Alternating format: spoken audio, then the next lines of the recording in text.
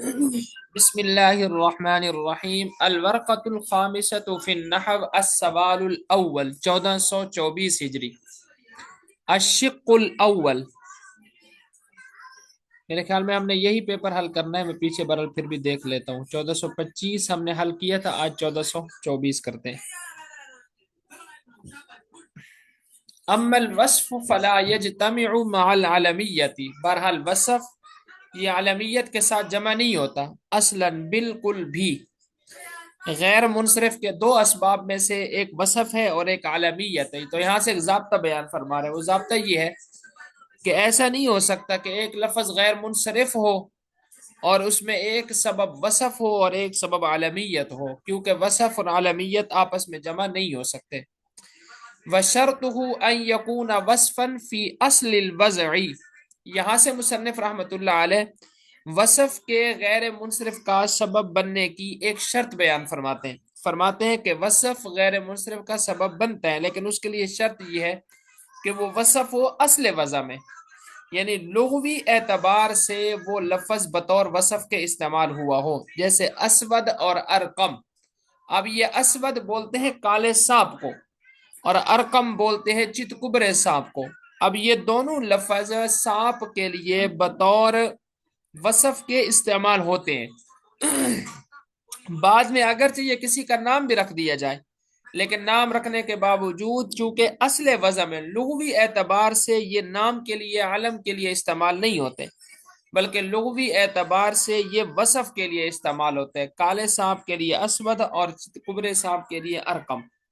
تو لہٰذا یہ دونوں لفظ اسود اور ارقم یہ غیر منصرف ہیں، اسود اور ارقم یہ کیا ہے؟ غیر منصرف ہے۔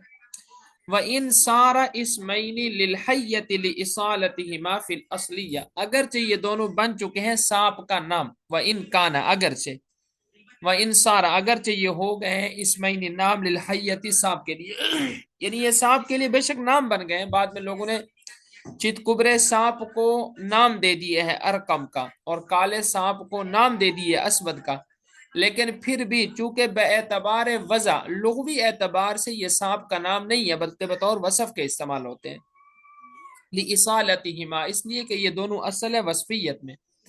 وَأَرْبَعٍ فِي مَرَرْتُ بِنِسْبَةِ أَرْبَعٍ مُنْصَرِفٌ، یہاں سے ما قبل جو ضابطہ بیان فرمایا ہے اس کی ایک مثال بیان فرما رہے ہیں کہ اربعین کو آپ دیکھیں، یہ بھی صفت ہے، ہماری ترکیب مررتو بنسبت اربعین میں یہ بھی صفت ہے، کیونکہ نسوہ موصوف ہے اور اربعین اس کی صفت ہے، لیکن اس کے باوجود اربع یہ غیر منصرف کا سبب نہیں ہے، باوجود کہ یہ صفت ہے، کیونکہ یہ اصل وضع میں صفت نہیں ہے بلکہ اصل وضع میں یہ گنتی 4 کے لیے یہ بولا جاتا ہے، بطور وصف کے لیے استعمال نہیں ہوتا۔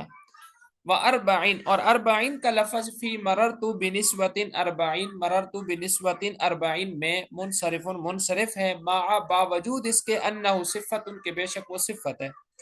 وَوَزْنُ الْفِعْلِ لِعَدْمِ الْإِصَالَةِ فِي الْوَصْفِيَّةِ، اور اس میں دوسرا سبب وزن فعل بھی موجود ہے اربع افعال کے وزن پر، لیکن پھر بھی یہ غیر منصرف ہے، لعدم الاصالۃ فی الوصفیت اس لیے کہ اربع کا لفظ یہ وصفیت میں اصل نہیں ہے، لغوی اعتبار سے یہ وصف کے طور پر استعمال نہیں ہوتا۔ تو اب دیکھیں وہ سوال کیا تھا، عبارت پر اعراب لگا کر واضح تشریح کریں، ہم نے عبارت پر اعراب بھی لگا دیا، ترجمہ بھی کر دیا، واضح تشریح بھی کر دی۔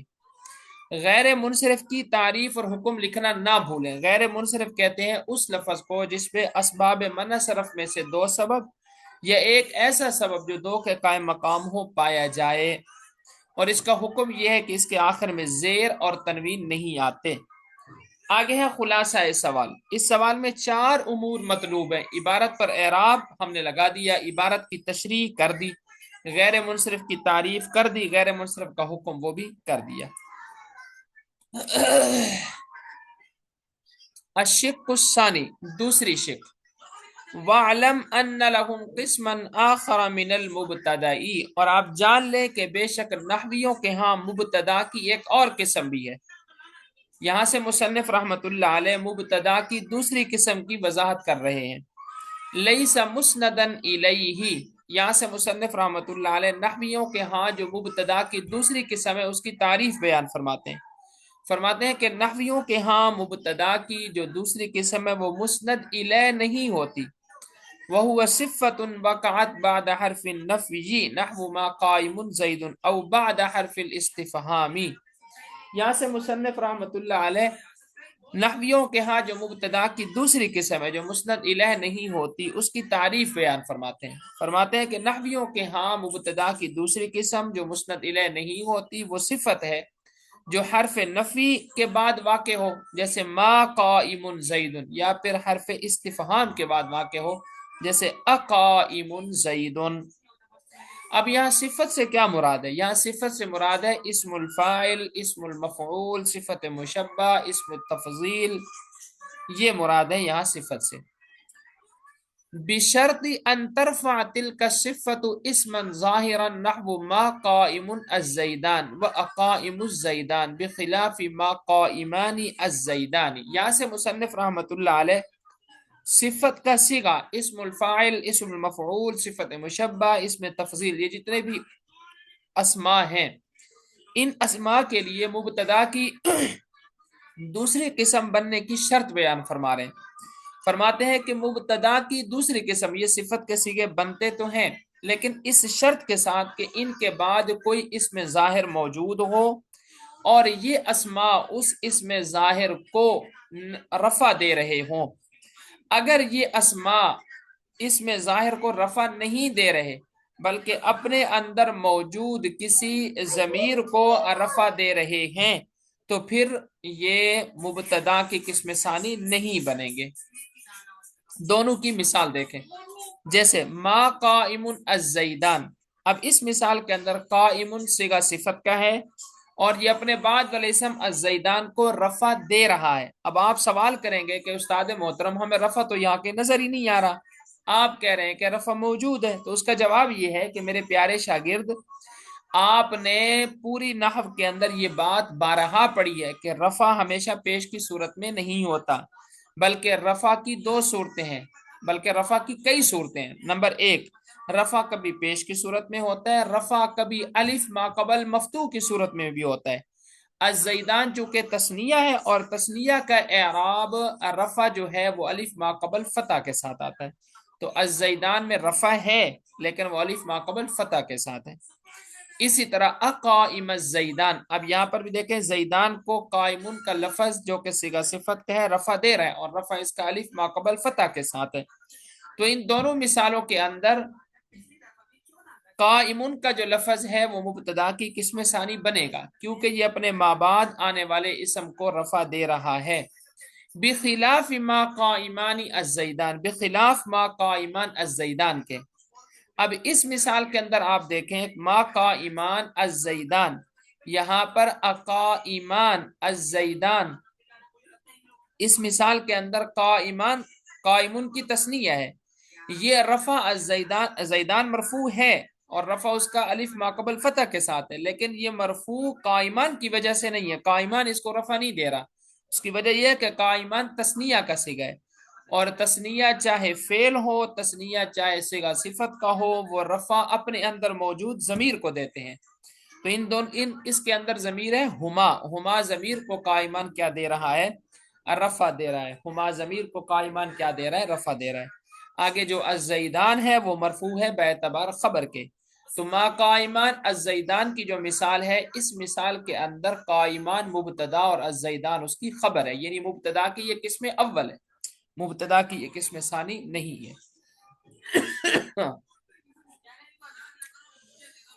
اچھا، عبارت پر اعراب لگائیں، لگا دیے۔ عبارت مذکورہ کی روشنی میں مبتدا کی قسم ثانی کی تعریف اور شرائط وضاحت کے ساتھ تحریر کریں، کر دیے۔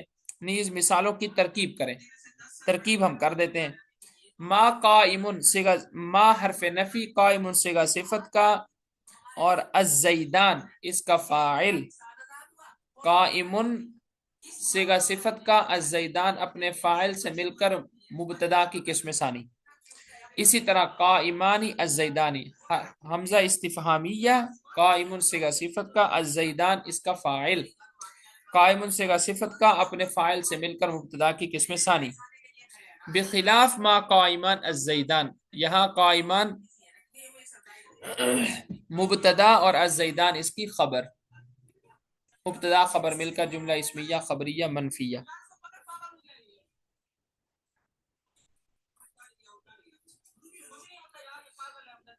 اچھا جی،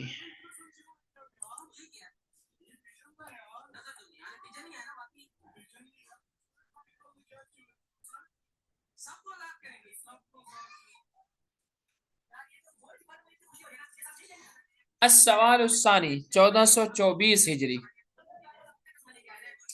الشق الاول، الثالث ما أزمر عامله على شريطة التفسير وهو كل اسم بعده فعل أو شبهه يشتغل ذلك الفعل عن ذلك الاسم بضميره أو متعلقه بحيث لو سلط عليه هو أو مناسبه لنصبه نحو زيدا ضربته۔ الثالث، یہاں سے مصنف رحمت اللہ علیہ مفعول بھی کو حذف کرنے کا ایک تیسرا مقام بیان فرما رہے ہیں۔ فرماتے ہیں کہ تیسرا مقام جہاں پر مفعول بھی کو حذف کیا جاتا ہے وہ ہے ما اضمر عاملہ علی شریطۃ التفسیر۔ ما اضمر عاملہ علی شریطۃ التفسیر کا مطلب کیا ہے؟ اس کا مطلب یہ ہے کہ ہر وہ اسم جس کے بعد فعل ہو یا شبہ فعل ہو، وہ فعل یا شبہ فعل اسم کے اندر جو اس کے بعد آ رہا ہے عمل نہ کر رہا ہو۔ اس کی وجہ یہ ہوگی یا تو وہ ضمیر کے اندر عمل کر رہا ہوگا یا اس کے کسی متعلق کے اندر عمل کر رہا ہوگا۔ ضمیر کس کی؟ مفعول بھی کی، جس کو آپ نے کیا ہے حذف، یا اس کا کوئی متعلق ہوگا اس کے اندر وہ عمل کر رہا ہوگا۔ مفعول بھی کے اندر وہ عمل نہیں کرے گا، لیکن اگر آپ اس کے بعد سے ضمیر کو ہٹا دیں یا اس کے متعلق کو ہٹا دیں اور مفعول بھی کو لے کر آئیں تو وہ اسی کو نصب دینا شروع کر دے گا۔ الثالث، مفعول بھی کے حذف کرنے کی تیسری صورت، ما اضمر عاملہ علی شریطۃ التفسیر، وہ ہے کہ جس کے عامل کو پوشیدہ رکھا گیا ہو تفسیر کی شرط پر۔ وہو کل اسم، یہ ہر وہ اسم ہوتا ہے بعدہ فعل جس کے بعد فعل ہو، او شبہ یا شبہ فعل، شبہ فعل سے مراد وہی اسم الفاعل اسم المفعول وغیرہ۔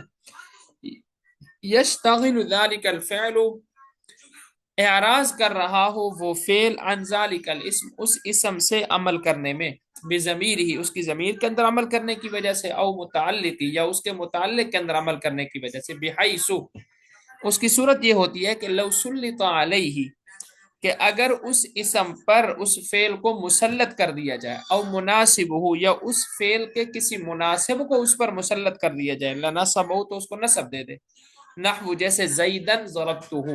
اب دیکھیں یہاں پر زیدن ضربتہ یہ ما اضمر عاملہ علی شریطۃ التفسیر ہے۔ اب یہ زیدن ضربتہ ما اضمر عاملہ علی شریطۃ التفسیر کیسے ہے؟ ہم اس کو سمجھ لیتے ہیں۔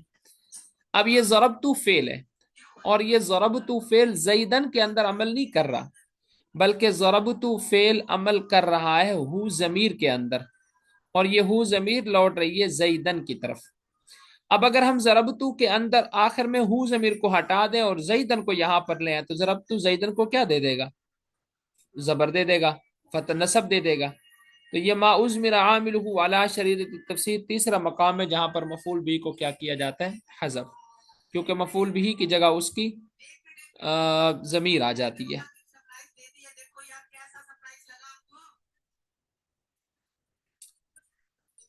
عبارت کا ترجمہ، عبارت کی تشریح، عبارت کا تعلق کس مسئلے سے؟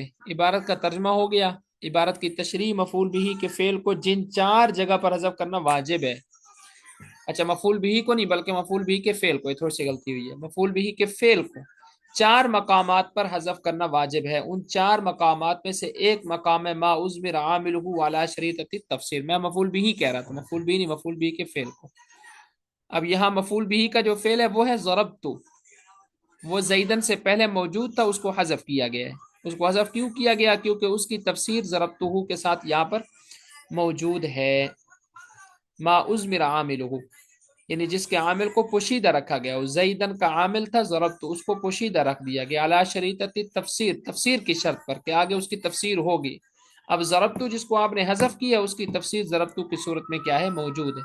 اب یہ ضربتو عمل کر رہا ہے ضمیر کے اندر، یہ زیدن کے اندر عمل نہیں کر رہا، زیدن کے اندر عمل کرنے والا فعل حذف ہو چکا ہے ضربتو، اس کی جگہ دوسرا ضربتو آ گیا۔ اب اگر اس ضربتو کو آپ زید پر مسلط کر دیں تو زید کو کیا دے گا؟ نصب دے گا۔ عبارت کا تعلق کس مسئلے سے ہے؟ مذکورہ تشریح سے یہ بھی معلوم ہو گیا کہ اس عبارت کا تعلق مفعول بھی کے فعل کو حذف کرنے کے وجوبی مقامات کی بحث سے ہے۔ الشق الثانی، دوسری شق، وَعْلَمْ أَنَّ الْمَعْطُوفَ فِي حُکْمِ الْمَعْطُوفِ عَلَيْهِ، جان لیجئے کہ بے شک معطوف معطوف علیہ کے حکم میں ہوتا ہے۔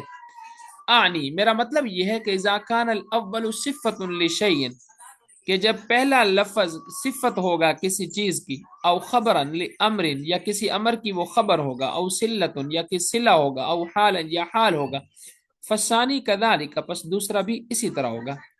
والضابطۃ فیہ، اور اس میں ضابطہ یہ ہے کہ انہ حیث، بے شک جس مقام پر یجوز جائز ہو، ان یقام المعطوف، کے معطوف کو بنا دیا جائے مقام المعطوف علیہ، معطوف علیہ کی جگہ پر، جاز العطف، تو وہاں پر عطف جائز ہوگا، وحیث لا فلا، وگرنہ نہیں، وحیث لا فلا، وگرنہ نہیں۔ اب یہاں پر مصنف رحمۃ اللہ علیہ نے دو ضابطے بیان کیے ہیں۔ پہلا ضابطہ تو یہ بیان کیا، عبارت کا ترجمہ کریں، عبارت کی تشریح کرتے اس میں مذکورہ ضابطے کی وضاحت مثال سے کریں۔ اب سب سے پہلے ہم عبارت کا ترجمہ کرتے ہیں، وہ تو ہم نے کر لیا۔ اب عبارت کی تشریح، اس عبارت میں معطوف کے بارے میں مصنف رحمۃ اللہ علیہ دو ضابطے بتا رہے ہیں۔ نمبر ایک، پہلا ضابطہ یہ ہے کہ معطوف علیہ کے حکم میں ہوتا ہے۔ کیا مطلب؟ کہ اگر معطوف علیہ کسی چیز کی صفت ہو، یا کسی مبتدا کی خبر ہو، یا کسی موصول کا صلہ ہو، یا کسی ذوالحال کا حال ہو، تو معطوف بھی وہی ہوگا۔ جیسے زید عالم و فاضل، اب زید مبتدا ہے، عالم اس کی خبر ہے، تو فاضل بھی زید کی کیا ہے؟ خبر ہے۔ اسی طرح جانی زید العالم والفاضل، اب یہاں پر العالم زید کی صفت ہے، تو فاضل بھی کس کی صفت ہے؟ زید کی صفت ہے۔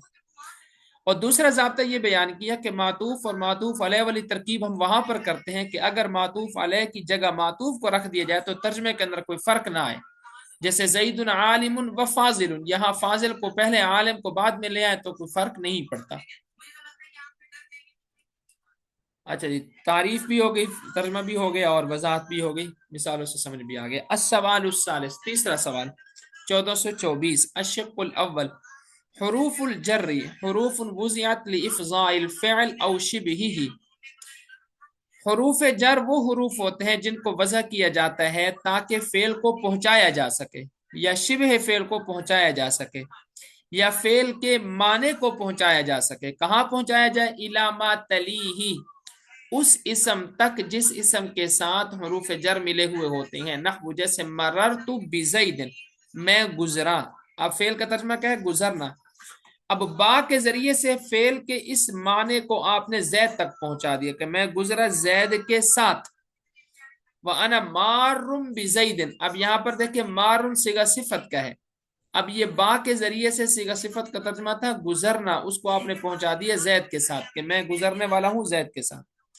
وَهَذَا فِي الدَّارِ أَبُوكَ، اور یہ گھر میں آپ کا باپ ہے۔ اب اس مثال کے اندر ہاذا اس میں اشارہ ہے، اشیرو، میں اشارہ کروں، آپ نے اپنے اشارے کو فی کے ذریعے الدار گھر تک کیا کر دیا؟ پہنچا دیا، کہ میں اشارہ کر رہا ہوں کہ گھر کے اندر آپ کے والد محترم موجود ہیں۔ دیکھیں اتنی مختصر سی تشریح ہوتی ہے، کوئی لمبی چوڑی تشریح نہیں ہوتی۔ عبارت کا ترجمہ کر کے تشریح کرے، آخری دو مثالوں کی ترکیب کرے، ترجمہ بھی ہو گیا، تشریح بھی ہوگی، آخری دو مثالوں کی ترکیب بھی کر لیتے۔ انا مارن بزید، انا ضمیر اسم الفاعل، انا ضمیر مبتدا، مارن صیغہ اسم الفاعل، با حرف جار، زید مجرور، جار مجرور مل کر مارن صیغہ اسم الفاعل کے متعلق، صیغہ اسم الفاعل اپنے متعلق سے مل کر خبر، مبتدا خبر مل کر جملہ اسمیہ خبریہ۔ ہاذا فی الدار ابوکا، ہاذا اس میں اشارہ بمانا اشیر فعل کے، اشیر فعل اس میں انا ضمیر مستتر اس کا فاعل، ہاذا اس میں اشارہ ہے نا اشیر فعل کے معنی میں، اشیر فعل انا ضمیر مستتر اس کا فاعل، فی حرف جار، الدار مجرور، جار مجرور مل کر اشیر فعل سے متعلق، ابو کا مضاف مضاف الیہ مل کر مشار الیہ۔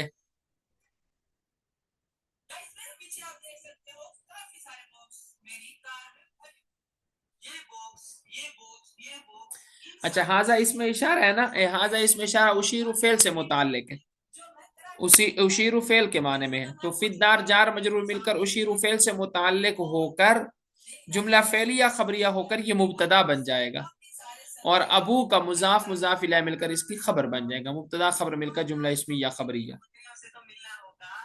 یعنی فی حرف جار جو ہے، الدار جو مجرور ہے، جار مجرور کو ہم حاضہ کے متعلق تو نہیں کر سکتے نا، تو اس فعل کے متعلق کر دیں گے جس فعل کے معنی کو ہم حاضہ سے کیا کر رہے ہیں، حاصل کر رہے ہیں۔ الشق الثانی، دوسری شق، ولا تزاد فی الکلام، ولا تزاد فی الکلام الموجب خلافا للکوفیین واما قولهم قد كان من مطر او شبه فمتأول۔ سب سے پہلے عبارت کا ترجمہ کرنا ہے۔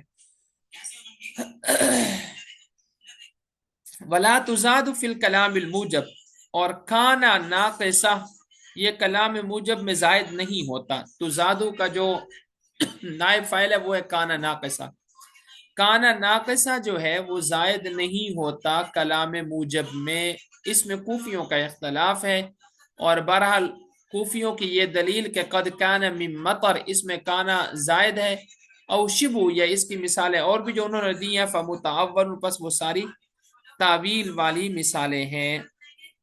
عبارت کا ترجمہ بھی ہو گیا اور عبارت کا مطلب یہاں بھی سمجھ لیں۔ کلام غیر موجب میں لفظ من کے زائد ہونے پر اتفاق ہے، مگر کلام موجب میں اختلاف ہے۔ اچھا یہ تھوڑی سی غلط ہوگی، ولا تزادو میں من ہے، من، ولا تزادو من فی الکلام، یہ من کا لفظ آ رہا ہے، میں کانا کہہ رہا تھا، کانا کی بات غلط ہو گئی۔ ولا تزادو من فی الکلام الموجب، کہ کلام موجب کے اندر من زائد نہیں ہوتا، کلام موجب کے اندر من زائد نہیں ہوتا۔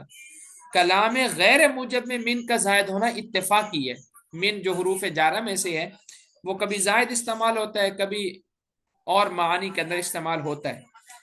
اب کلام موجب کے اندر، وہ کلام غیر موجب کے اندر تو اتفاق کی بات ہے، نحویوں کا اتفاق ہے، کلام غیر موجب کے اندر من اضافی ہوتا ہے، لیکن کلام غیر موجب کے اندر، ایک کلام موجب کے اندر استعمال ہوتا ہے من بطور زائد یا نہیں ہوتا، اس میں اختلاف ہے، غیر موجب میں تو اتفاق ہے۔ تو اس میں جو کوفی حضرات ہیں وہ کہتے ہیں کہ کلام موجب کے اندر من زائد نہیں ہوتا، من زائد ہوتا ہے، اور جو بصری حضرات ہیں وہ کہتے ہیں کلام موجب کے اندر من زائد نہیں ہوتا۔ کوفیوں کی دلیل یہ والی عبارت ہے، قد کان من مطر، وہ کہتے ہیں دیکھیں یہ عربوں کا ایک مشہور محاورہ ہے، قد کان من مطر، جب بارش ہوتی تو وہ کہتے ہیں قد کان من مطر، اب یہاں پر من زائد ہے۔ یہ اسی کی اور بھی کافی ساری مشابہ مثالیں موجود ہیں۔ فمتأول، تو صرفی کیا نام ہے، کوفی بصری کہتے ہیں کہ نہیں، یہ جو مثالیں یہ تعویل اس کی جائے گی، یہاں پر من زائد نہیں ہے کیونکہ یہ کلام موجب ہے۔ وہ کہتے ہیں یہ من زائد نہیں ہے بلکہ یہ من بطور تنبیہ کے استعمال ہو رہا ہے، ای قد کان بعض مطرن، یعنی من تبعیضیہ ہے، قد کان شیء من مطر، یا من تنبیہ ہے، زائد نہیں، اصل میں تھا قد کان شیء من مطر، تنبیہ کے لیے آ گیا نا، یا پھر یہ من تبعیضیہ ہے کہ تھوڑی سی بارش ہوئی ہے، کچھ بارش ہوئی ہے۔ کلام غیر موجب میں لفظ من کے زائد ہونے پر اتفاق ہے، مگر کلام موجب میں اختلاف ہے۔ بصریوں کے نزدیک کلام موجب میں من زائد نہیں ہوتا، اور کوفیوں کے نزدیک اس میں بھی زائد ہوتا ہے، اور ان کی دلیل یہی قد کان من مطر والا قول ہے کہ یہ قول اہل عرب میں مستعمل ہے، کلام موجب ہے اور من زائد ہے۔ تو مصنف نے اس کا جواب دیا کہ یہ قول تعویل شدہ ہے، اس کو دلیل بنانا درست نہیں ہے۔ کلام موجب کی تعریف، کلام موجب وہ کلام ہے جس میں نفی نہیں، استفہام نہ ہو۔ قد کان من مطر کی تعویل، یہ من تنبیہ ہے، من، اچھا غلط ہو گیا، تنبیہ نہیں، من تبجینیہ ہے، تبجینیہ مطلب وضاحت کے لیے، تبجینیہ، تنبیہ میں سوچ رہا تھا کہ تنبیہ تو یہاں نہیں ہو سکتا، پڑھ غلط رہا تھا، یہ من تبجینیہ ہے۔ قد کان شیء من مطر، یہ من تبعیضیہ ہے، یا پھر تبجینیہ ہے یا پھر تبعیضیہ ہے، من بعض کے معنی میں، ای قد کان بعض مطر میں من زائدہ نہیں ہے۔ یہ حکایت واقعہ ہے کہ سائل نے سوال کیا، حل کان حل کان من مطر، تو مجیب نے جواب دیا قد کان من مطر، کہ کچھ بارش ہوئی ہے۔ چلیں جی، یہ ہمارا 1424 کا پیپر حل ہو گیا۔